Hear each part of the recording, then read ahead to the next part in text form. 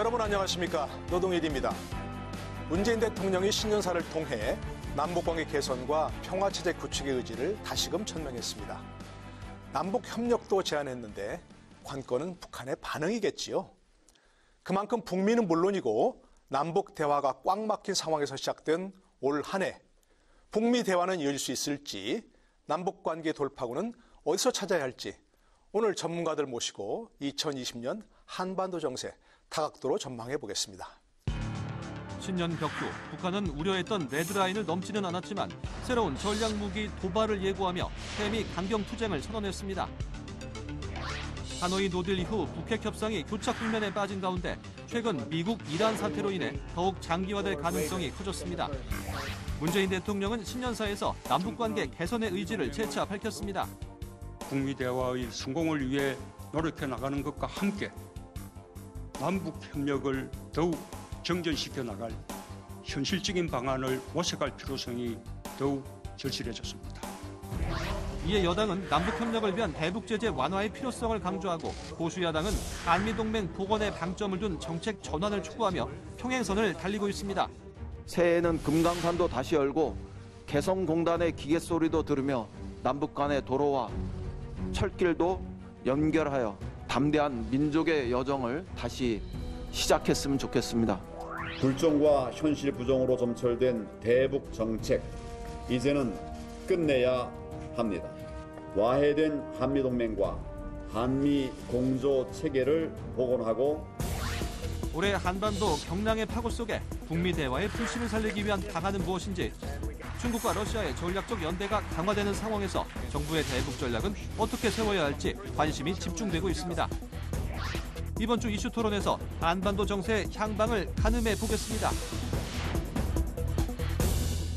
먼저 함께 하실 패널분들 소개해드리겠습니다. 국가안보전략연구원 조성열 자문연구위원 나오셨습니다. 네, 안녕하세요. 한국군사문제연구원 김열수 안보전략실장이십니다. 안녕하세요. 동국대 북한학과 김용현 교수십니다. 네, 안녕하십니까. 세종연구소 우정엽 연구기획본부장 나오셨습니다. 안녕하세요. 먼저 첫 번째 2020년 한반도 정세 전망을 먼저 좀 해보겠습니다. 오늘 제목이 안개 속 한반도 정세입니다. 그만큼 남북관계, 북미관계 지금 꽉 막혀 있는 것 같은데, 그래도 전문가들께서 보시기에 뭔가 좀 돌파가 있을지 짧게 좀 핵심적인 부분에서 기본 입장 간략하게 좀 들어보겠습니다. 먼저 김열수 실장부터 기회 드릴까요? 예, 미국의 트럼프 대통령은 김정은 위원장의 약속을 어길 수도 있지만 그래도 나는 믿는다라고 하는데 방점을 두었고요. 김정은 위원장은 신년사를 대체한 중앙위원회 전원회의 그 결과문에서 얘기한 것이 미국의 적대시 정책이 지속되는 한 비핵화는 없다. 이렇게 얘기를 했습니다. 그래서 미국과 북한 사이의 관계는 지금 현재 서로가 조금씩 양보하지 않으면 돌파구를 찾기가 좀 힘들지 않겠는가라고 보고요.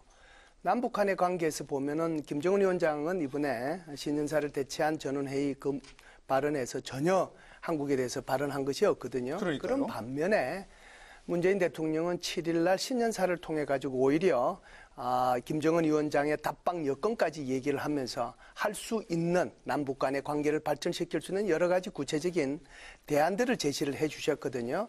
그래서 남북 간의 관계는 북한의 결심 여부에 따라서 언제든지 남북 관계는 훨씬 더 진전될 수 있다, 이렇게 볼 수 있습니다. 네, 북한의 결심이 관건이다 이런 말씀이셨죠.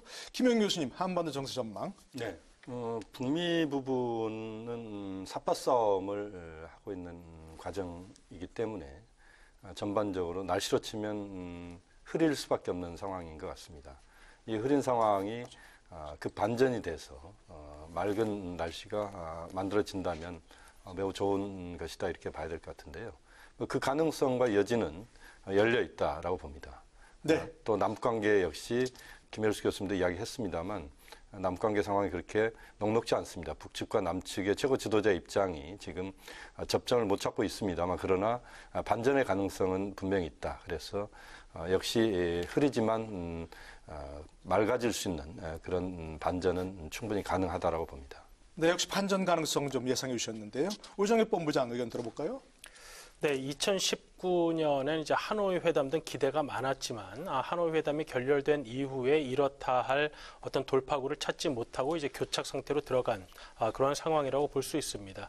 2020년에도 지금 특별한 돌파구가 지금 마련되지 않고 있는 상황이고 미국 역시 북한과의 협상에 있어서 기존의 입장을 바꿀 가능성은 매우 낮아 보입니다. 그렇기 때문에 이제 미국은 북한의 입장이 어떻게 되느냐에 따라 앞으로의 상황이 결정될 것이라고 보고 있는데 그 역시도 이제 북한이 입장을 바꿀 것인가 아니면 북한이 그동안 공언해온 대로 새로운 길을 찾아서 그것이 국제사회에 대한 어떠한 도발로 이어질 것인가에 대한 이야기가 많이 나오고 있습니다. 현재 이제 북미 관계에 남북 관계가 종속되어 있다라는 이제 비판이 국내적으로 나오면서 북미 관계와 관계없이 남북 관계를 진전시키고자 하는 우리 정부의 노력이 있는 상황인데 이제 문제는 북미 관계의 진전 없이 남북 관계를 진전시키기란 매우 제약된 상황이라는 점입니다. 그렇기 때문에 2020년에도 특별한 전기, 특히 미국 입장에서 볼 때는 북한의 입장 변화가 선행되지 않는 이상 현재 상황이 변화될 가능성은 낮다고 볼 수 있겠습니다. 네네. 조성렬 의원님의 전망은 어떻습니까? 예, 먼저 북미 협상 전망을 본다면은 현재 지금 미 대선 이제 그 경선 레이스가 조만간 시작될 예정이고요. 또 무엇보다도 지금 미국의 이란에 대한 그 공격이 있었고. 또 곧바로 여기 이제 이란이 대응해서 이라크 미군 기지 등 공격이 시작됐습니다. 이런 상황을 봤을 때 지금 대북 정책이 미국 정책에서 우선순위가 밀릴 수밖에 없다고 봅니다. 무엇보다도 북한과 미국 간의 비핵화로서 입장차가 워낙 크기 때문에 좁혀질 가능성도 없고요. 그래서 저는 금년 비핵화 협상에 대해서는 그다지 낙관하지는 않습니다. 다만 이번 그 북한의 당 전원회의 결정서를 보면은 북한이 먼저 선제적으로 상황을 악화시킬 가능성은 이제 상당히 낮아졌다고 볼 수 있습니다. 그런 면에서 비핵화 협상에 대해서 낙관은 하지 않습니다만은 그러나 우리가 우려했던 어떤 돌발 상황은 상당히 낮아졌다고 볼 수 있고요. 남북 관계는 북한이 이제 당 결정서에서 언급하지 않은 부분들은 내부 논쟁이 치열한 걸로 알고 있습니다. 특히 당국자 회담은 상당히 이제 회의적입니다만은 민간 교류까지 이런 부분까지 과연 지속할 필요가 있냐는 내부 문제제기가 있었던 걸로 알고 있고요. 그래서 아마 봄 이후가 되면은 민간 교류는 재개될 가능성이 있다고 보고요. 다행히 지난 7일 날 문재인 대통령께서 신년사를 통해서 독자적인 남북관계 개선 의지를 밝히셨기 때문에 북한이 이제 이걸 어떻게 받아들이냐에 따라서 남북관계, 특히 당국자 간의 회담 가능성도 충분히 열려 있다 이렇게 생각합니다. 바로 지금 그 말씀을 좀 이제 짚어보도록 하죠. 문재인 대통령이 이제 남북협력 5대 제안 7일 신년사에서 얘기하신 거 아니겠습니까? 남북 접경적 협력부터 시작해가지고 김정은 위원장 답방 여건 조성까지 얘기하셨단 말입니다. 그 문재인 대통령의 신년사에서 그 남북관계 부분 평가해 주시고 과연 그럼 북한이 호응할까?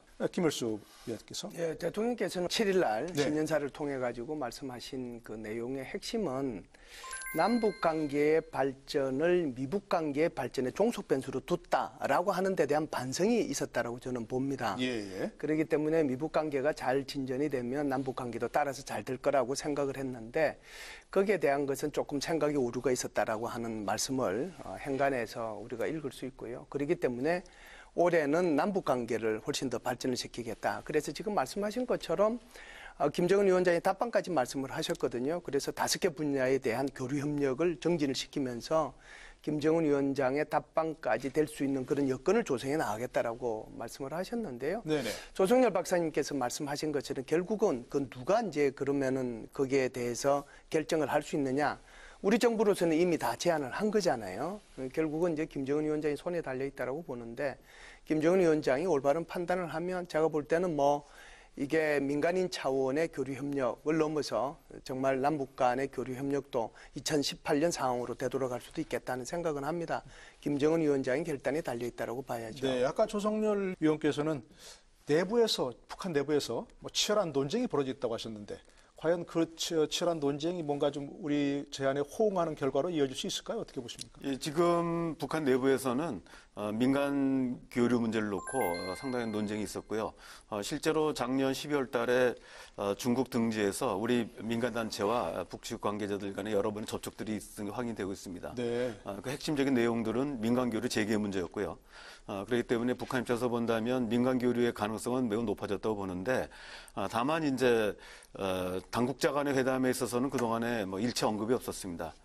그리고 이런 부분들에 대한 고민이 당 결정서에서 한반도 문제, 남북 관계에 대한 언급이 나오지 않은 걸로 반영돼도 볼 수 있는데요. 네, 네. 7일날 이제 문 대통령께서 그동안의 입장을 좀 바꿔가지고 상당히 좀 전향적으로 하겠다고 얘기를 하셨고, 특히 뭐 남북 정상회담, 특히 김정은 위원장의 답방 얘기는 뭐 곧바로 김정은 위원장이 와라 이 얘기가 아니라고 보고요.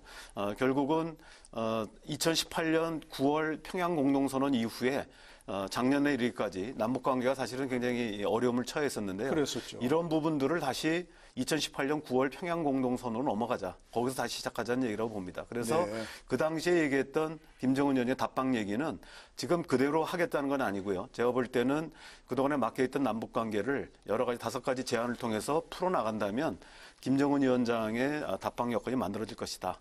그렇기 때문에 그런 부분에 대해서 우리가 남북이 협력해서 이런 조건을 만들자는 얘기라고 볼 수 있습니다. 네. 우정엽 본부장께서는 어떻게 평가하십니까?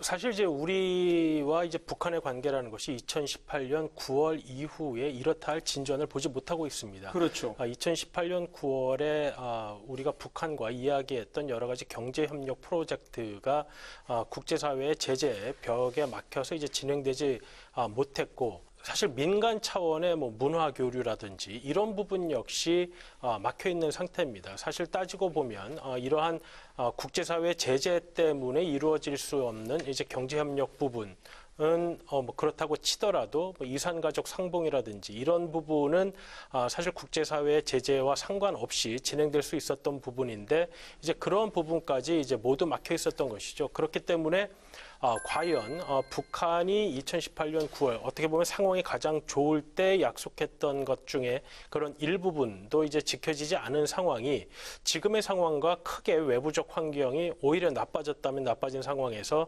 그런 것들이 가능할까? 따라서 이제 우리 정부가 정책적인 방향으로 이러한 북한과의 교류를 추진하는 것은 뭐 응당해야 하고 이해가 되는 부분이지만, 그것이 과연 현실적으로 이루어질 수 있을까 하는 부분에 있어서는 네. 여전히 의구심이 큰 상황이라고 볼 수 있겠습니다. 김정은 위원장의 입장을 보면 우선은 북미 부분에 집중하는 모습이고, 남북관계와 관련된 부분은 아예 이번 전원의 보도에서도 아예 없었습니다. 그러니까 이제 남측과의 관계를 풀어가는 부분에 대해서는 북측이 선미후남은 여전히 지금 갖고 있는 것이고, 역시 이제 하노이가 이제 분수령이 됐지 않습니까? 이제 하노이 때 이후부터 북측의 남측에 대한 여러 직간접적인 불편한 심기들이 표현이 됐고, 그랬죠. 여전히 지금도 그것이 표현이 되고 있습니다. 이 문제를 이제 어떻게 극복할 수 있느냐 하는 게 저는 이제 우정엽 교수도 이제 그런 차원에서 이야기라고 봅니다. 지금 상황에서 보면은 북미 부분이 풀리지 않고 있는 부분에 대해서 그것이 꼭 계속 이런 어려운 상황으로만 간다 이렇게 보지도 않습니다. 그러니까 계기는 마련될 수 있다는 것이고, 그것이 어느 시점 또는 어떤 조건이 될지는 아직 예상하기 어려운 부분이 있습니다만, 저는 이란과 미국과의 지금 거의 뭐 준전시 상태까지 가는 이 상황 자체가 북미 부분에 대해서 어려움을 초래하게 하는 부분도 있지만 꼭 그렇게만 보지도 않습니다. 네. 그러니까 북미 부분에 있어서 더 나빠질 수는 없는, 그리고 뭔가 현 상황들을 관리해야 되는 그런 흐름들이 오히려 역설적으로 만들어질 수도 있다고 보고, 그런 과정에서 남관계의 여지들이 저는 열릴 수 있다고 봅니다. 그래서 지금 문재인 대통령이 제안한 5가지 제안, 이 부분들이 하루아침에 다 되기는 어렵고 또 지금 국면에서 쉽지는 않습니다만, 그런 미국과 북한 또 전체적인 이 문제들이 어떻게 가느냐에 따라서 그 열린 공간들이 만들어질 수도 있고, 그 공간들을 어떻게 활용할 수 있느냐 하는 그런 것이 굉장히 중요하다고 봅니다. 지금 당장 남북 차원에서 상황 개선을 위한 돌파를 할 수 있는 여건은 당장은 좀 어렵다라고 보고, 현재 상황의 어떤 전개 과정 속에서 좀 더 차분하고 신중하게 우리가 접근한다면 저는 그 여지는 분명히 열릴 수 있다고 봅니다. 지금 바로 이제 김영 교수님의 이 말 받아가지고 얘기를 해보죠. 지금 미국과 이란이 정말 갈등이 거의 뭐 전쟁 상태가 좀 되는 것 같기도 합니다. 이게 북한과 미국과 관계를 더 얼어붙게 할 수도 있다. 근데 우리 이제 김 교수님께서 뭔가 이게 더 어떤 교착 상태를 타개할 수 있는 계기가 될 수도 있다. 이런 말도 있고 그런데 좀 자유롭게 한번 그 부분에서 전망을 좀 해주시면요. 네, 제가 먼저 말씀드린다면 뭐 두 가지 측면이 있는 것 같습니다. 미국이 두 개의 전쟁을 동시에 치를 수 없기 때문에 일부가 우려했던 2020년도 한반도에서의 전쟁 위기는 많이 가라앉았다고 볼 수 있습니다. 반면에 미국이 이제 이란과의 전쟁에 몰두하게 되고 또 미 대선전이 본격화되고 이런 상황에서 북한과 미국의 접점을 찾기는 굉장히 어려운 상황이 된다고 봅니다. 네. 그래서 아까 말씀드렸던 한반도에서의 전쟁 위기의 가능성은 많이 낮아졌지만 대신 비핵화 협상이 진전될 가능성은 또 굉장히 어려워졌다. 저는 그렇게 보고 있습니다. 국민에 대한 더 어려워질 수 있다. 예. 예, 뭐 자유롭게 말씀해 주시면요. 그러니까 전쟁의 위기라는 측면에서 본다면 사실 협상이 진전되지 않는다고 해서 바로 이제 한반도가 전쟁의 위기로 가는 것은 아니었기 때문에 우리가 사실 뭐 그 정도까지 뭐 걱정했던 것은 아니죠. 다만 북미 협상이 진전이 되지 않으면서 어떻게 진전이 좀 이루어질 수 있을까 하는 부분을 고민했던 것인데 전쟁의 위기까지 가지 않을 것이라는 그러한 조성열 박사님의 의견에도 동의하고 그렇지만은 그것이 과연 북미 간의 어떤 돌파구가 될 것인가 하는 부분에 있어서는 저는 여전히 좀 무관한 상황이라고 생각이 됩니다. 특히 이제 이란과 미국과의 관계를 이제 북한이 어떻게 인식할 것인가 하는 부분을 이제 우리가 좀 살펴볼 필요가 있는데요. 네. 미국에서 이제 트럼프 대통령에게 좀 비판적인 시각을 가진 여러 사람들의 의견은 단기적으로는 트럼프 대통령의 대이란 강경책이 북한으로 하여금 어떤 도발을 감행하게 하지 않을 가능성은 있지만 오히려 북한으로 하여금 핵을 더 쥐고 있어야 하는 것이 아닌가 하는 의지를 강화시킬 수도 있다. 그렇기 때문에 미국이 원하는 방식으로 북한 비핵화 협상이 진행되기는 어려울 수도 있다라는 이야기가 많이 나오고 있습니다. 그래서 이란과의 이런 갈등이 북한과의 상황에 있어서 어떤 한 방향으로 일정하게 작용한다고 보기에는 지금 좀 어려운 상황인 것 같습니다. 제가 볼 때는 북한 입장에서 이걸 봐야 될 것 같다는 생각이 그렇죠. 드는데요. 북한 입장에서는 이게 위기에 해당이 된다.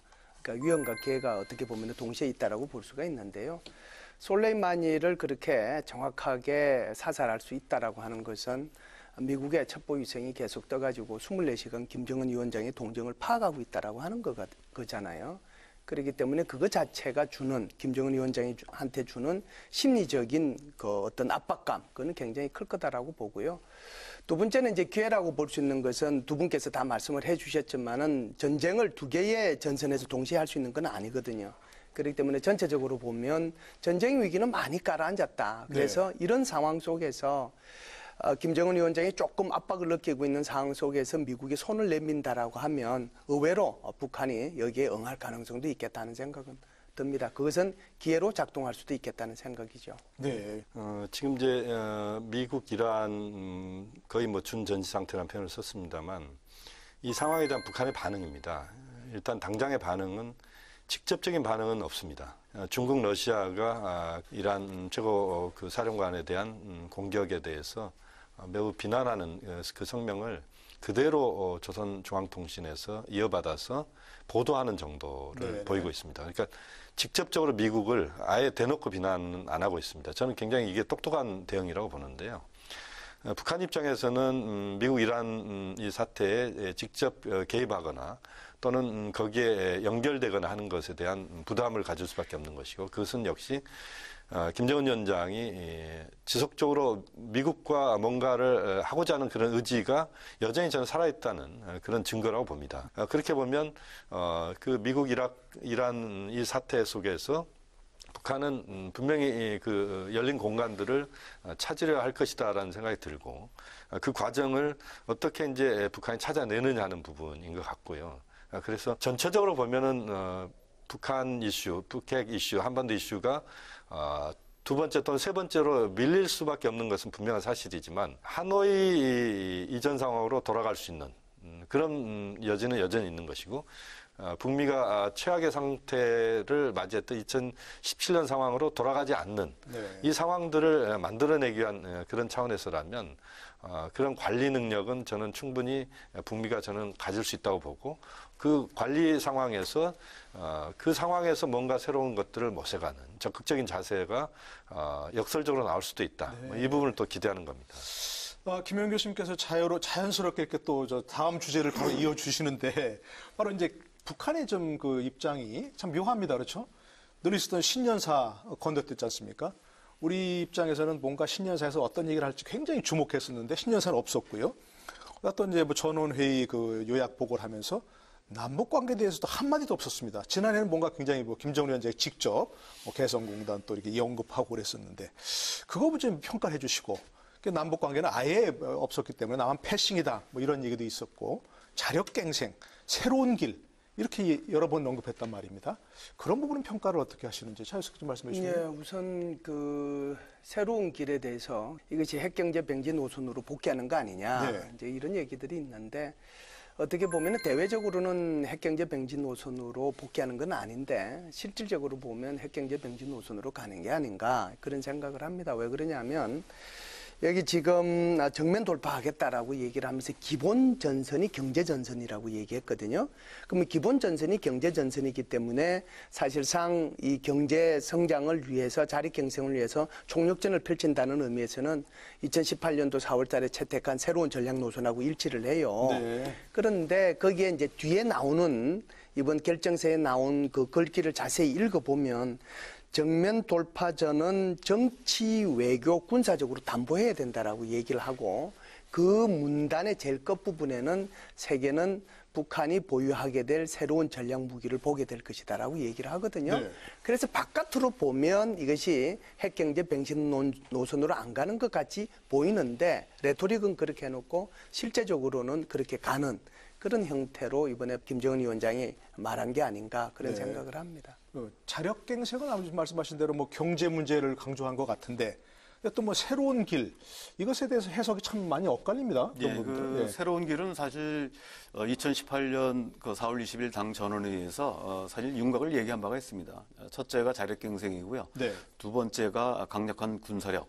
세 번째가 세계 평화 애호 역량과의 연대입니다. 실제로 이번 당대 결정서를 보면은 첫 번째, 두 번째가 매우 강조되어 있고요. 세 번째 해당되는 국제 애호 역량과의 그 연대 부분은 명확하게 나오진 않았지만 이제 그 뒤에 나온 이제 조직 개편과 관련돼서 러시아 대사했던 사람이 이제 당 국제부장으로 옮겨가고 그랬죠.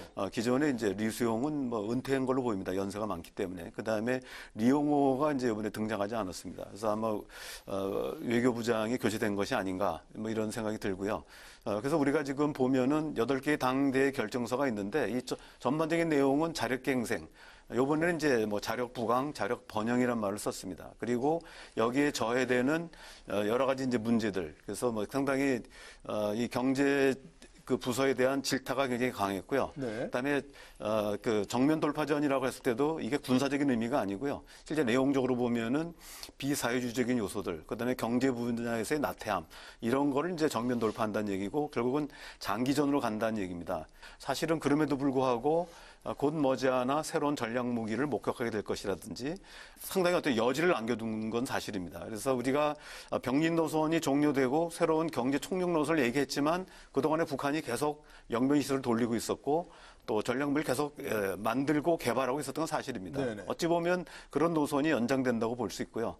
그래서 우리가 이제 상당히 우려했던 것처럼 비핵화 협상을 뭐 중단한다든지 또 레이드라인을 명시적으로 우리가 포기한다든지 이런 부분은 담겨 있지 않은 면에서 우리가 좀 안도하는 부분이 있지만 기본적으로는 북한이 굉장히 경제를 강조하면서도 새로운 전략 무기라든지 사실은 이게 뭐 개발한다는 정도가 아니라 곧 이것을 선보이겠다 이런 얘기이기 때문에 사실 한반도 정세가 요동칠 가능성도 있다 이렇게 저는 보고 있습니다. 바로 이제 궁금하고 또 불안한 게 바로 그런 거 아니겠습니까?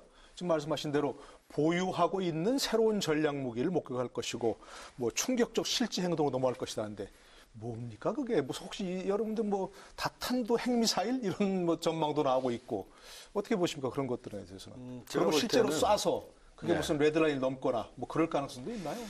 저는 이제 북한이 이 레드라인을 넘는다는 것이 간단한 문제는 아니라고 봅니다. 왜 그런 말씀 드리냐면 북한의 전략적인 그런 군사 무력 시위의 가장 핵심은 호주머니 속에 갖고 만지작거릴 때 그게 가장 그 효과가 있다고 봅니다. 네. 다시 말씀드리면 그 카드를 쓰는 순간 다음 카드가 더 높은 게 있어야 되는데 지금 말씀하신 ICBM급 미사일, 그러니까 장거리 탄도 미사일 이 정도를 북한이 선보인다면 그것은 어떻게 보면 가장 나중에 쓸 수 있는 카드입니다. 그렇기 때문에 그 카드를 지금 바로 또는 어느 정도의 그 북미 간의 어려움이나 이런 수준에서 쓸까? 저는 그렇게 보지는 않습니다. 저는 이제 그 북한의 무력 시위의 과정은 어쨌든 단계적으로 갈 것이다라고 보고요. 그건 이제 미국이 안 움직일 때 하는 이야기입니다. 그래서 우선은 북한이 동창리의 엔진 연소 시험의 과정에서 그동안 이제 김정은 위원장이 직접 참관하는 모습을 안 보였습니다. 그래서 직접 참관하는 모습을 보인다 할지 그것도 이제 전략 무기와 연관되는 것이고, 그 다음에 SLBM 같은 경우는 이제 북한이 몇 차례 이제 시험을 했는데, 네, 잠수함 발사 그렇습니다. 잠수함 발사 탄도 미사일 시험을 보다 높은 수준에서, 보다 고도화된 수준에서 그것을 보여준다 할지 이런 정도가 우선 전략적인 가치가 있는 북한 행동이다. 그래서 말씀하신 그런 ICBM급 그 핵 탄도 미사일, 장거리 탄도 미사일 발사와 같은 부분은 북한이 그렇게 쉽게 그런 길까지 가지는 않을 것이다. 뭐 이런 점에서 쉽게 쓸 수 있는 카드는 아니다. 그렇죠. 그래서 뭐 저는 좀 제한적으로 보고 있습니다. 네, 말씀 듣고 이제 다른 분들 아까 중요한 부분은 이제 우리가 얘기하는 레드라인이 무엇인가 하는 부분입니다. 그렇죠. 그래서 우리가 레드라인이라고 하는 부분은 2018년 4월 달에 아까 말씀드렸던 당 전원회의에서 세 가지를 중지하겠다고 얘기를 했습니다. 첫째는 핵실험을 하지 않겠다는 것이고요.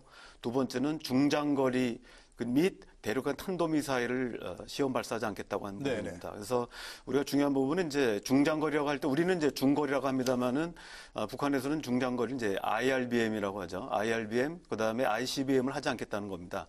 그래서 우리가 이제 이 레드라인을 저도 우리 김영 교수 얘기하신 것처럼 넘지 않을 거라고 봅니다. 이 부분은 재작년이죠. 6월 12일 날 싱가포르에서 트럼프 대통령이 약속한 부분이고요. 이 부분들이 문서에는 이제 공개된 문서에는 나오지 않았지만 북미 정상 간에 합의된 내용입니다. 그래서 이 부분은 넘지 않을 거로 봅니다만은 이 전략적 무기라고 했을 때 저는 이제 작년에 북한이 두 차례에 걸쳐서 동창리 연소 실험했을 때 저는 이제 전략적 지위가 높아진다고 표현했을 때는 아마도 그 인공위성을 빙자한 장거리 우주 로켓이 아닌가 생각했습니다. 근데 이번에 이제 당대 결정서에 보면 전략적 무기라고 했습니다. 그래서 이제 인공위성과 좀 다른 차원이거든요. 그래서 제가 여기 볼 때 가장 이제 유력하다고 생각하는 것은 북한이 우리가 이제 SLBM이라고 표현합니다만 북한식 표현한다면 수중 전략 탄도탄입니다.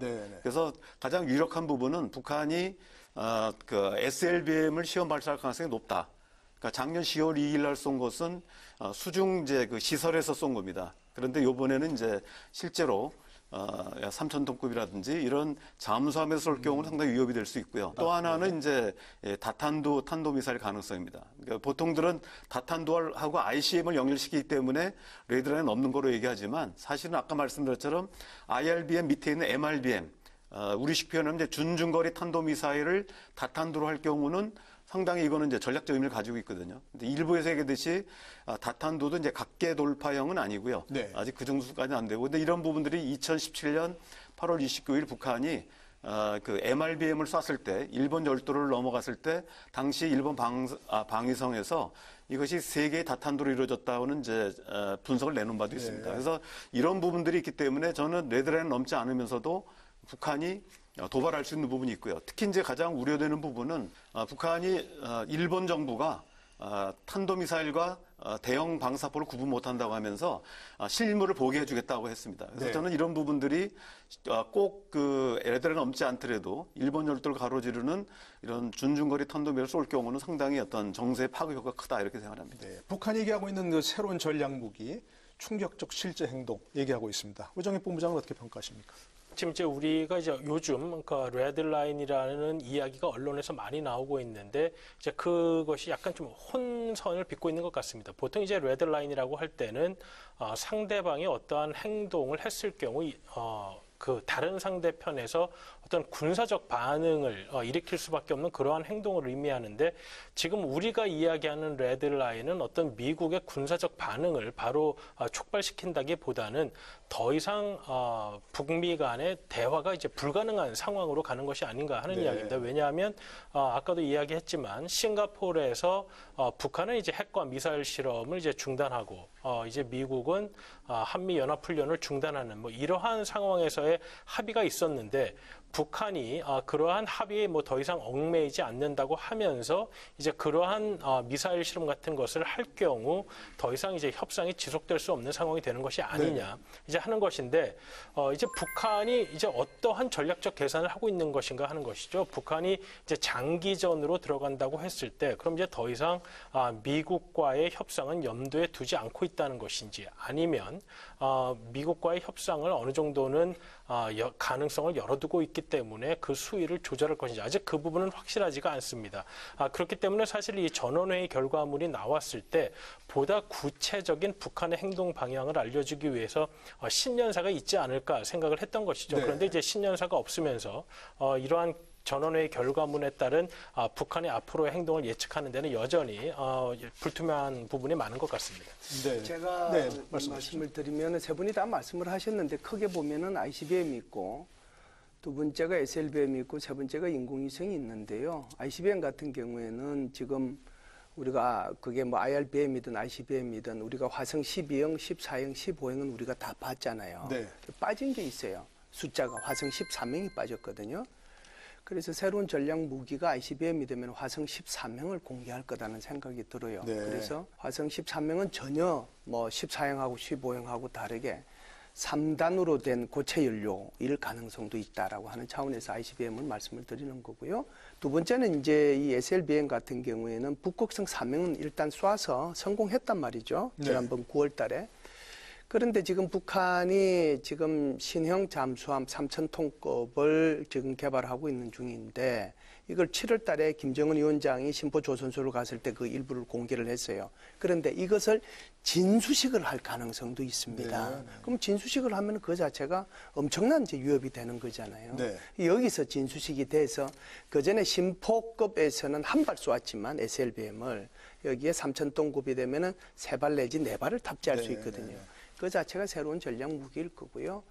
세 번째는 이제 인공위성인데 인공위성은 다 말씀을 하셨습니다만 기존의 인공위성 그냥 한번 쏘는 건 아무런 의미가 없어요. 그전 것 같은 거는 그냥 노동미사일 몇 개 묶어가지고 쐈는데 그게 아니고 12월 달에 엔진 시험 2번 했단 말이죠. 2번 했는데 그게 지금 80톤 포스가 아니라 100톤, 200톤 포스가 될 수도 있어요. 그러면은 그거를 가지고 인공위성을 쏴서 올리면 적어도 1톤 이상의 탑재체를 쏴서 올릴 수 있다라고 하는 거고 더 중요한 것은 탑재체에서 마치 우리 거북이가 알을 낳듯이 거기서 인공위성 몇 개를 그냥 알을 놓듯이 하게 할 수 있는 기술을 보여준단 말이죠. 만일 이 기술을 보여준다라고 하면 ICBM을 통해서 마지막 목표 지점에서 다탄두가 나갈 수 있는 것을 실제로 보여주는 거하고 똑같은 효과를 내거든요. 그래서 이게 크게 보면은 이게 한 서너 가지가 새롭게 선보일 전략 무기가 될 거다. 그러면 이걸 금방 보일 거냐? 저는 그렇게 생각하지는 않고요. 조금씩 단계적으로 긴장의 강도를 높여가면서 미국의 호응 여부에 따라서 할 거다는 생각은 합니다. 또 이제 올해 유력 변수로 꼽히는 게 이제 한미 연합 군사 훈련입니다. 아까 말씀하셨지만 우리가 이제 미국하고 북한이 합의해서 연합 군사 훈련을 폐지 축소했습니다. 예스퍼 국방장관이 북한 행동을 재개할 수 있다 이런 얘기 했거든요. 혹시라도 3월 달에 군사훈련이 재개되면 북한도 또 뭔가 도발을 하지 않을 수 없고 또 미국도 대응할 수밖에 없는데 어떻게 보십니까? 연합 군사훈련 어떻게 해야 되나요? 지금 말씀하신 것처럼 이제 3월 정도가 아주 나쁜 상황이 될 수도 있는. 물론 이제 그 가능성이 저는 높다고 보지는 않습니다. 그렇지만 이제 말씀하신 것처럼 한미 군사훈련이 대규모 군사훈련이 진행이 된다면 이건 이제 굉장히 어려운 상황으로 간다라고 보는데요. 요즘에 제가 이제 주장하고 있는 것은 한미 군사훈련을 전체 군사훈련을 1년 정도 잠정 중단을 하자는 겁니다. 그러나 이제 무조건 잠정 중단이 아니고 북한이 실무회담, 북미 실무회담 그리고 비핵화 프로세스에 적극적으로 나오는 것과 연동시켜서 그 과정에서 한미 군사훈련을 1년 정도 우선 잠정 중단을 시키자. 네. 그리고 만약에 북한이 그 대화를 나오다가 대화를 중단시키거나 이럴 경우에는 한미 군사훈련을 재개하는 이런 방식으로 좀 갈 필요도 있다. 또 하나는 북한에 대해서 북한의 주민생활과 관련된 부분에서 제재가 지금 중국, 러시아 쪽에서는 이제 그것을 유예하자는 그런 결의안을 내놨습니다만 그것도 저는 적극적으로 활용을 해서 북미 간의 대화의 어떤 모멘텀들을 찾아낼 수 있는 그런 차원에서 대북 그 주민 생활과 관련된 제재를 최소한 1년 정도를 또 유예시키는 이런 두 가지 카드를 갖고 북측과 협의를 해내면서 문제를 풀어가지 않는 한 네. 북한이 나올 가능성은 저는 그렇게 높지 않다. 그래서 물론 북한에게 요구해야 되는 것도 있지만 미국과 한국이 또 국제사회가 북한과의 협상에서 갖고 갈 선물 보따리는 분명히 만들어서 접근을 이제 해야 된다고 봅니다. 예, 혹시 다른 뭐 의견 있으신지? 군사훈련이라는 것이 사실 두 가지 측면이 있습니다. 네네. 하나는 이제 훈련을 통해서 소위 말하는 그 준비 상태를 이제 점검하고 높이는 것을 실제적으로 하는 것이고요. 또 하나는 상대방에 대해서 어떤 메시지를 전달하는 것이죠. 그렇기 때문에 과거에 대규모 한미 간의 군사훈련이라는 것은 한미 간의 준비 상태를 점검하고 그 준비 상태를 높이는 목적도 있지만 북한에 대해서 메시지를 높임으로써 그 억지력을 증가시키고자 하는 목적이 분명히 있었습니다. 그렇기 때문에 그 대규모 훈련이라는 것이 이제 어떠한 어느 정도의 필요성은 있지만 미국에서도 이야기하듯이 어떤 외교적 공간을 마련하기 위해서는 그 메시징 부분을 좀 로우키로 할 수도 있는 것이고요. 그리고 이제 미국이 이야기한 것이 특히 트럼프 대통령이 싱가포르 때 이야기한 것이 선의의 대화가 지속되는 동안에 이제 군사훈련을 잠정 중단하겠다라고 했기 때문에 네네. 이 부분의 규모의 조절은 저는 한미 간에 언제든지 이야기할 수 있는 부분이라고 생각이 됩니다.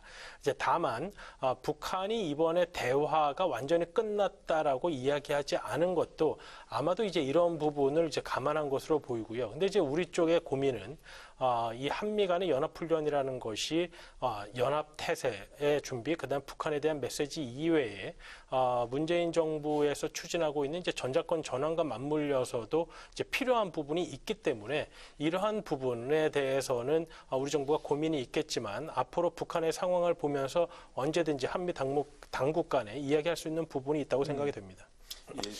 이런 부분 같이 좀 말씀해 주시면 좋을 것 같습니다. 또 말씀하신 게 뭔가 이제 어떻든 뭐 조건부든 뭐든 이제 군사훈련 우리가 중단하거나 이제 축소하고 민간 지원도 많이 하고 그러면 어떤 남북 관계 또 북미 관계 뭔가 이제 협상의 불씨를 살릴 수 있는 어떤 기회가 될 수 있을까요? 그건 함께 전망해 주시면요. 예, 우선 아까 에스퍼 장관의 얘기를 정확하게 이해해야 되는데, 그러니까 사실은 그 작년 연말에 그 한미 공중 연습을 이제 중단했고요. 사실상 금년 3월달에 예정돼 있었던 동맹 이제 20-1 이렇게 표현할 수 있는데요. 이 부분도 한미 간에는 암묵적으로 중지하는 걸로 얘기가 된 것 같습니다. 네. 근데 이제 문제는 작년 10월 5일날 그 북미 실무 협상에서 보여줬던 북한의 태도입니다. 북한의 태도는 뭐냐면 한미 군사연습이라든지 또는 전쟁 장비의 반입 자체가 협상을 통해서 할 수 있는 문제가 아니라 이거는 기본 전제 조건으로 미리 이제 깔고 얘기를 시작하고 있습니다. 이거는 뭐냐면 북한이 핵실험, 미사일 시험 안 한 거에 대한 상응 조치이기 때문에 원래 미국이 했어야 될 것이지 이것을 보상으로 간주하지 않는다는 거거든요. 네. 그래서 이런 문제가 사실 어렵습니다. 그래서 사실은 우리가 한미 군사연습이나 또 지금 우리 정부가 계속 추진하고 있는 첨단 무기 도입 문제 이런 부분까지도 지금 북한이 걸고 있거든요. 그래서 저는 이제 이런 부분들이 단지 그 한미 군사연습이 중단한다는 것만 가지고 과연 북한이 나오겠는가. 그러니까 특히 북미 협상에서 사실 이 부분에 대해서는 아예 전제로 걸었거든요. 작년 10월 5일 날. 그래서 좀 거기에 대한 좀 추가적인 우리 노력이 필요하지 않나 생각합니다. 네. 제가 한마디 더 보태면 이런 네. 거예요. 지금 중앙위원회 전원회의에서 김정은 위원장이 한 발언을 그대로 한번 옮겨보면 북한은 모라토리움을 선언했는데 미국은 이에 응당한 조치는커녕 트럼프 대통령이 직접 중지를 공약한 크고 작은 합동군사 연습들을 수십 차례 벌려놓고 첨단 장비들을 남조선에 반입해서 우리를 군사적으로 위협했다. 이렇게 네, 얘기했단 네. 말이죠. 그러니까 이걸 거꾸로 얘기하면 3월 달에 계획되어 있는 키리졸보 연습을 하게 되면 자기는 전략적 도발을 일으키겠다는 뜻하고 똑같은 거예요. 이걸 반대로 얘기하면 미국의 입장에서 보면은 만일에 그 이전에 전략적 도발을 한다면 우리는 한미 연습을 더 강화해서 하겠다 이런 얘기거든요. 그래서 이 속에서 아까 우정엽 박사님이 말씀하신 것처럼 한국하고 미국 사이에 협의해야 될 내용이 있고 이걸 이제 대화로 끌어내기 위한 노력이 이제 필요한 거죠. 우리 이번에 한미연합 연습 안 한다 대신에 나와서 북미 비핵화 실무회담 해라. 예를 들면 그런 식으로 이제 이 좀 진전이 이루어진다라고 하면 뭐 이 전략적 도발도 연기될 수 있고 그다음에 한미 군사 연습도 일정 부분 유예될 수 있지 않을까 이런 생각은 합니다. 지뢰 따로는 가능할 수도 있다 그런 말씀이신 그럼요. 거죠? 가능하죠. 조금만 첨언을 하면요. 네. 이제 트럼프 대통령이 이란과의 관계를 풀어가는 데 있어서 매우 그 국내 정치적인 그런 요소 때문에 이란과의 관계를 지금 군사적인 충돌 국면으로 끌고 가는 부분이 분명히 있다고 봅니다. 네. 다시 말씀드리면 대선에서 이제 재선 레이스의 그 외교 부분에 있어서 이란 부분을 지금 끌어들이고 있다. 저는 그런 측면이 굉장히 강하다라고 보고 있는데요. 그렇게 보면 저는 이란 부분은 그렇게 간다고 하더라도 북한과 관련된 차원에서 보면 아까도 이야기가 나왔지만 군사적 옵션이랄지 또는 군사적인 대결이랄지 이런 방향은 트럼프 대통령이 원하지 않을 거라고 봅니다. 그렇죠. 네. 왜냐하면 북한과의 지금 국면 자체를 만약에 북한이 ICBM을 발사하고 또는 핵실험을 하는 이 국면은 트럼프 대통령이 지금 이란과의 전쟁을 펼치려고 하는 여기에 대해서 상당한 또 마이너스 효과를 가져올 수밖에 없는 것이고 그렇게 보면 트럼프 대통령도 좀 더 북한과의 관계를 일단은 당장 관리하려고 할 거라는 생각이 듭니다.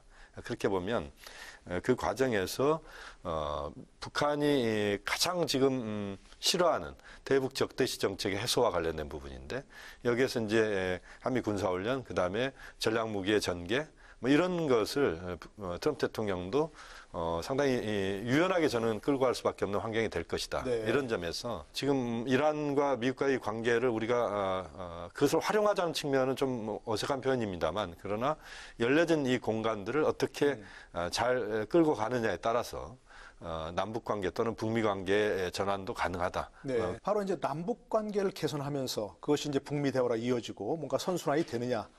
네, 문재인 대통령도 아쉽게 생각했다 그런 말씀 하셨지 않습니까? 그런데 국제사회 제재 틀 벗어나서 뭔가 우리가 할 수 있는 뭐가 있을까요? 창의적 뭔가 해법이 좀 있겠습니까? 어떻게 보세요? 대통령께서 7일날 신년사에서 발표한 내용 보면 국제 제재에 직접적으로 관련이 되는 것은 남북한이 함께 노력하자라고 표현을 하셨고요. 대신에 이제 올림픽 공동으로 개최하자라고 하든지 그렇지 않으면은 이번에 도쿄올림픽에 같이 공동으로 하자라고 하든지 그렇지 않으면은 접경 지역에 그 문제를 우리가 좀 이렇게 같이 노력해서 해보자라든지 이런 부분들은 국제사회의 제재하고는 관계없는 거거든요. 네. 그래서 국제사회의 제재와 관계없는 것들은 지금이라도 할 수 있단 말이죠. 이제 문제는 김정은 위원장이 여기에 동참해서 같이 나오느냐 안 나오느냐에 따라서 달라진다라고 봐야 되겠죠. 네. 그러니까 뭔가 그걸 김정은 위원장이 호응까지 이끌어낼 수 있는 뭔가 창의적 해법이 뭐가 있겠습니까? 그러니까 통상적으로 보면은 우리가 이제 1월 1일 김정은 위원장이 신년사를 발표하면은 1월 한 24일이나 23일 이 정도에 정부 정당 단체 연석회의가 열립니다. 그래서 여기서 말 그대로 이제 뭐 노동당뿐만 아니라 조선 사회민주당 그다음에 뭐 직맹 뭐 여러 단체들이 모여가지고 호소문을 남쪽에 대한 호소문하는데 실제 성격을 보면은 신년사에서 밝힌 대남 관련 부분들을 구체적인 과제로 이제 묶어내서 발표하는 겁니다. 네. 작년에도 발표됐고 재작년에도 발표됐습니다.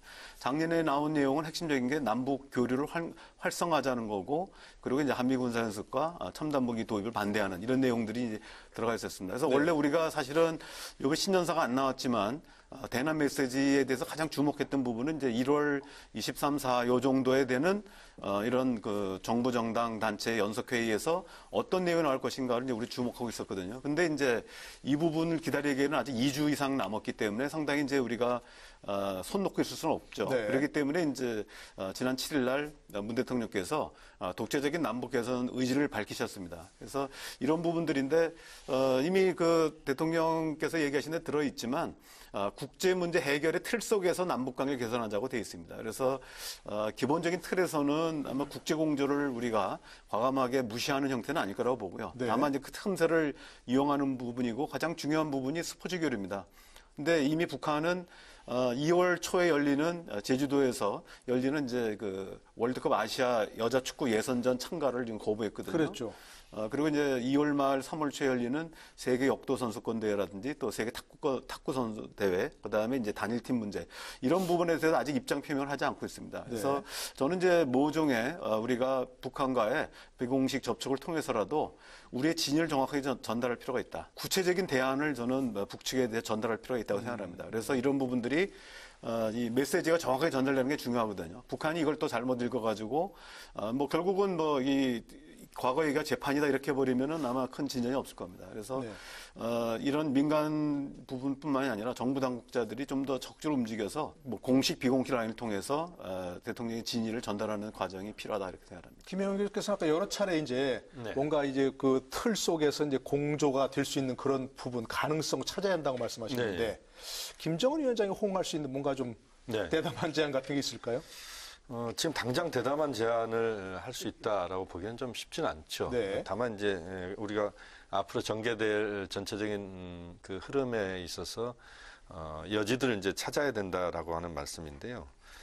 그럼에도 불구하고 조성열 박사님께서 이제 남북 간의 여러 대화 채널을 말씀하셨는데 저는 대북 특사 파견이라고 하는 부분이 그렇게 쉬운 건 아닙니다만 저는 문재인 대통령의 의중과 김정은 위원장의 의중이 북미 간의 어려운 국면이지만 이 과정에서 좀 정확하게 좀 서로 전달을 할 필요가 있다고 봅니다. 그렇게 보면 대북 특사 파견이라고 하는 부분이 아주 그 동떨어진 이야기는 아니다라고 보고요. 또 하나 이제 중요한 것은 저는 지난번에 그 중국과 러시아의 안보리 결의안을 좀 주목을 해야 될 것 같습니다. 이 안보리 결의안은 어쨌든 중국과 러시아가 북한의 숨통을 좀 터주면서 북미의 대화의 접점을 찾을 수 있는 그런 모티브들을 담은 내용이라고 봅니다. 이 부분에 있어서 우리 정부가 좀 더 그 중러의 이 결의안을 우리 정부도 북측과의 대화를 통해서 또는 미국과의 대화를 통해서 이 결의안들이 살아날 수 있도록 하는 이런 노력들도 저는 같이 기울일 필요가 있다고 보고요. 금강산 관광 같은 경우도 이것은 이제 유엔 제재와 연관이 되기도 하지만 또 연관이 안 되는 부분들도 분명히 있기 때문에 거기에서 개별 관광의 문제를 슬기롭게 좀 찾아갈 수 있는 것도 필요한 것이고 이산가요 상봉도 그렇고요.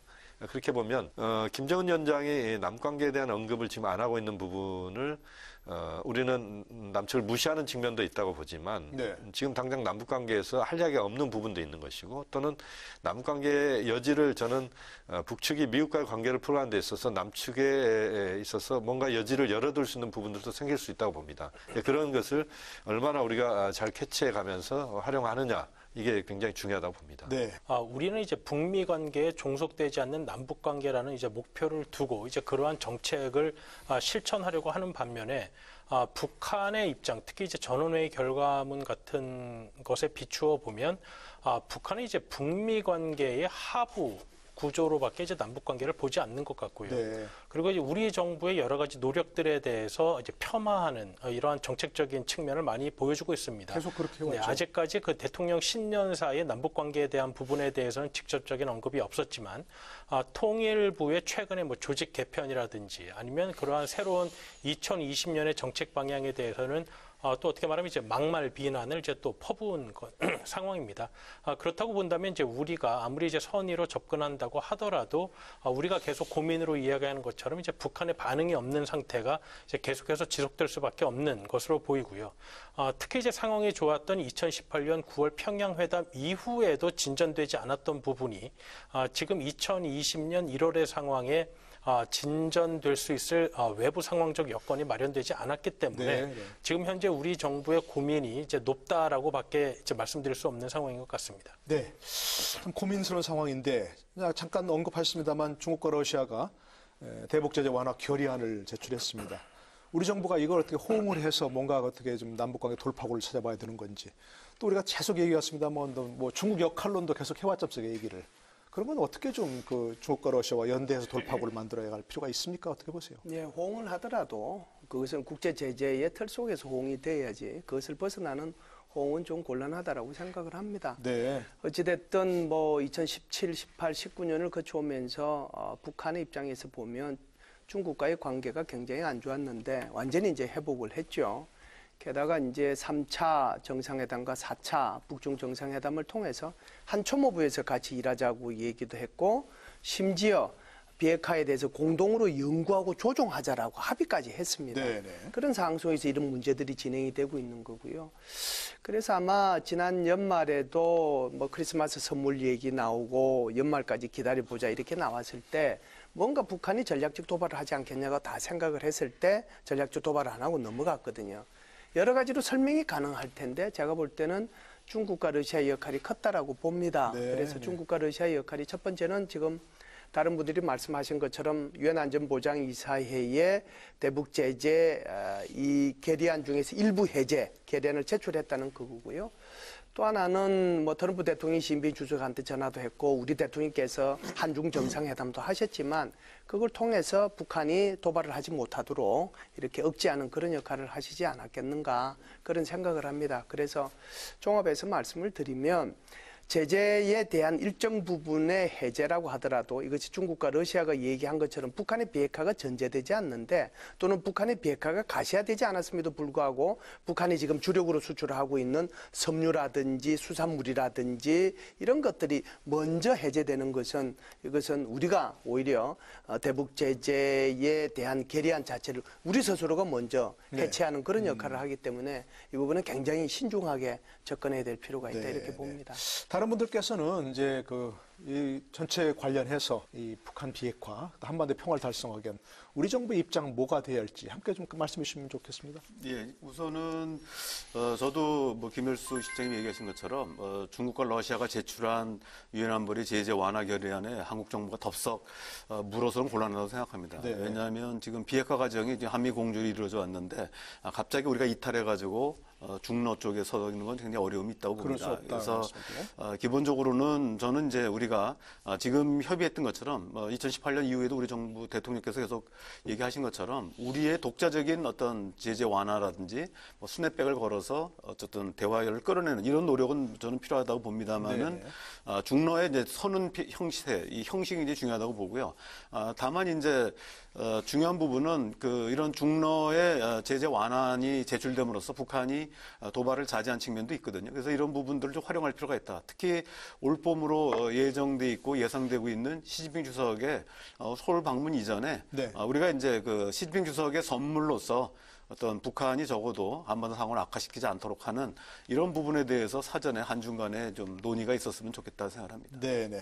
저는 이제 북한이 지난 연말부터 지금까지 대남 부분에 있어서 여러 가지 언급들을 하기도 하고 또 아예 무시하기도 하고 또는 남측과의 여지를 열어놓는 듯한 느낌도 있고 여러 복합적인 상황을 보여주고 있는데 우선 이제 두 가지 때문에 조금 남관계가 여지가 있다고 봅니다. 하나는 문재인 대통령을 직접 거명하면서 비난하지는 않고 있습니다. 그러니까 한 번도 문재인 대통령을 직접 거명하지 않습니다.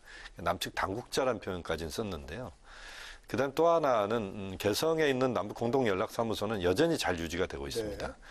공동연락사무소의 직원분들을 제가 가끔 만나기도 합니다만 그분들 이야기를 들어보면 외부 환경은 남북 관계가 뭐 어려울 수도 있지만 내부적으로 북측의 개성당 연락사무소 구성원들과의 그런 회의랄지 이런 것은 뭐 잘 유지가 되고 있는 것 같습니다. 역시 북한이 남관계의 그 끈을 끊거나 이런 상황은 분명히 아니다라고 보고 그렇게 보면 이제 우리 정부가 그러한 여지들을 얼마만큼 이제 잘 활용하는가 여부인데요. 역시 중요한 것은 저는 정부가 한미 간의 물샐 틈 없는 또는 빗샐 틈 없는 공조, 그리고 한중협력, 또 한일, 또 남관계 차원에서도 역시 우리가 할 수 있는 요소들이 분명히 있기 때문에 그러한 협력 관계들을 잘 만들어낼 필요가 있다. 또 그 과정에서 우리 정부가 좀 더 적극적으로 이 국면들을 돌파하기 위한 그런 지혜들을 모으는 뭐 그런 작업들을 한다면 저는 충분히 지금의 상황들은 돌파될 수 있다고 봅니다. 네. 일단 뭐 중국과 러시아의 이제 유엔 그 결의안에 대해서 말씀을 드리면 사실 뭐 중국과 러시아도 그 결의안이 뭐 채택되리라고 생각을 하고 한 것은 알 것입니다. 특히 뭐 그것이 유엔 안보리에 영국, 프랑스, 미국이 여전한 상태에서 그리고 그 중국과 러시아가 제재안을 내자마자 이제 영국 등이 이제 강력하게 이제 반발한 것을 보면 중국과 러시아가 그것이 이제 채택되리라는 기대한 것은 아니라고 보는 것이고요. 그럼 이제 어떠한 의도를 가지고 했느냐 하는 것인데 하나는 아까 조성열 박사님께서 말씀하신 대로 북한의 도발로 인한 지역적 불안정을 막기 위한 어떤 외교적, 중국과 러시아의 외교적 노력이라고 볼 수 있겠고요. 또 하나는 그 그 결의안이 이제 발의된 시점이 국제사회가 정한 북한의 해외 근로자들을 북한으로 송환해야 되는 시점의 수일 전이었습니다. 그런데 이제 중국과 러시아는 이제 그 부분에 있어서 본인들이 채택해 놓은 그 결의안을 이행하지 않는 데 대한 어떤 이제 정치적 명분을 만들기 위해서 인도주의적인 이유를 대면서 그러한 이제 결의안을 좀 발의한 것이 아닌가도 생각해 볼 수 있습니다. 하지만 이제 결과적으로는 그것이 북한의 행동을 자제시켰다라는 점에 있어서는 저희가 많이 동의할 수가 있는 부분이고요. 그렇기 때문에 이러한 외교적 노력이 실제적으로 어떤 결과물을 북한에게 안겨주지는 못한다고 하더라도 북한의 계산에 영향을 미칠 수 있는 것은 저는 분명하다고 생각이 됩니다. 그래서 현재 시점에서 우리 정부의 어떠한 행동이 직접적으로 어떤 북한이 협상을 한다거나 남북 관계에 적극적으로 응한다거나 하는 것에는 미치지 못한다고 하더라도 북한이 더욱 악화된 행동을 막는 데에는 어느 정도 기여를 할 수 있겠다라고 볼 수 있고요. 특히 이제 미국이 이란 문제 그리고 이제 대선 문제 등으로 인해서 그리고 지난 2년간 북한과의 협상이 큰 진척을 보이지 못하면서 이제 관심을 잃어갈 수 있는 상황에서는 미국으로 하여금 북한 문제에 지속적으로 관심을 갖게 할 수 있는 역할은 이제 우리 정부가 할 수 있다는 점에서 네. 다른 큰 역할보다 그런 부분에서의 우리의 역할이 강조되는 시점이라고 볼 수 있겠습니다. 네. 네, 오늘 장시간 전문가들 모시고 한반도 정세와 그 해법을 고민해봤습니다. 네 분 전문가들 수고 많으셨고요. 고맙습니다. 고맙습니다. 올해 신년사에서 문재인 대통령은 평화를 17번이나 언급했습니다. 한반도 평화로 가는 길, 올해도 만만치 않은 험난한 예정이 예상되지만 인고의 시간 끝에 반드시 좋은 성과로 이어지길 기대해봅니다. NATV 이슈토론, 저는 다음 주 다시 뵙겠습니다. 여러분 고맙습니다.